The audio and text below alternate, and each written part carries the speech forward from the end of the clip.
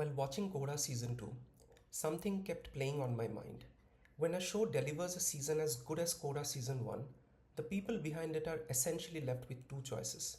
They can raise their hands and say, "We have made something special, we can't top this."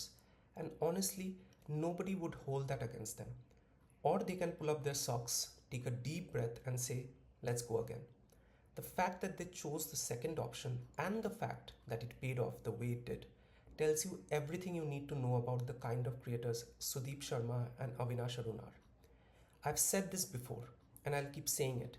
These two are arguably the best storytellers working in India right now.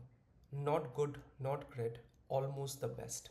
And the reason I say that with such conviction is simple. They are just not capable of making something ordinary. Every project they touch has a weight to it, a lived in quality that you rarely find somewhere else. Kohraa season 2, steered by Sudeep Sharma, is no different. So, does it live up to season 1? That was the big question going in, and I'm genuinely pleased to say that not only does it match the brilliance of the first season, there are moments in this one that actually go beyond it. I did not expect to say that, but here we are. The season shifts to a new location, Dalerpura. A young woman is found dead in a barn on her own property, and from that single moment, the show sets its tone. Dhanwant Kaur, played by a terrific Mona Singh, is the investigating officer on this case, and she joins forces with Garundi from season 1, played by Barun Sobti, to track down whoever is responsible. Simple enough setup, right? Except nothing about this show is simple. Because what Kohraa does, and what it does better than almost anything else on Indian streaming right now, is use the murder mystery as a way in, a door that opens into something much larger. This is not really a whodunit. This is a character study. A deep, uncomfortable, beautifully crafted character study where the case almost takes a backseat to the people trying to solve it. Every single character in this show is carrying something. A past they can't shake, a relationship they've been trying to escape, a version of themselves they are not proud of. And the show gives each of them the space and the honesty they deserve. Look at Dhanwant. Her days are spent chasing criminals and managing a team that somehow still manages to botch up a crime scene. And when the day finally ends, her nights are spent looking for her husband, who she'll most likely find slumped over in some bar somewhere. There's a quiet, grinding sadness to her life, and that never tips over into self pity.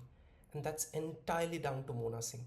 She plays this role with such restraint and such dignity. You never feel like she's performing.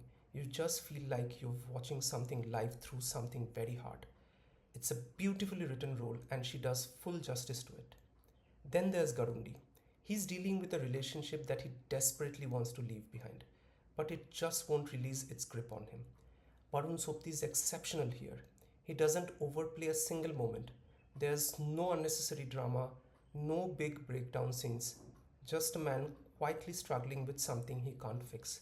And Sobti makes you feel every bit of the weight. Now let's talk about something about the look of this show, because the cinematography deserves its own moment. The mist that hangs over Dalerpura is not just a visual choice, it's the mood of the entire series made visible. It's dark, it's heavy, and it seeps into every frame. The lighting is minimal, the landscape feels almost oppressive, and yet you cannot take your eyes off the screen. The camera doesn't just capture the story, it tells parts of it on its own. If you're something who appreciates the craft of filmmaking, this show will give you a lot to sit with. And I'll be upfront with you, this is not comfortable viewing. There are scenes that will make you deeply sad, scenes that will make you squirm, scenes where your blood will genuinely boil. But that discomfort is intentional and it's earned. This is a world where nobody gets a clean slate, where everyone is tangled up in something and the show refuses to look away from that. No character here is let off the hook, and that unflinching quality is exactly what makes it feel so real. The writing is layered in a way that rewards patience. There are subplots early on that might leave you slightly puzzled. You might find yourself wondering what any of this has to do with the main story. Stick with it, because the way these threads eventually find their way back into the larger narrative feels completely natural. never forced. It's the kind of storytelling where you only realize in hindsight how carefully everything was placed. One subplot in particularly hit me harder than I expected. There's a character who has spent the better part of 2 decades looking for his father, a man who walked out without warning and never came back. All this character has is an old photograph, and even that doesn't help much because he has no idea what his father looks like today, or where he might even be, or even if it's still alive or not. I won't say anything more about it, but the performance in those scenes is something else entirely. There is not a single part of you that won't ache for this person. Putting this series into words without giving anything away is genuinely one of the harder things I have to do in this review. So much of what makes Kohraa Season 2 special is in the details, the quiet scenes, the glances, the silences, the things that are left unsaid. But I'll leave you with this.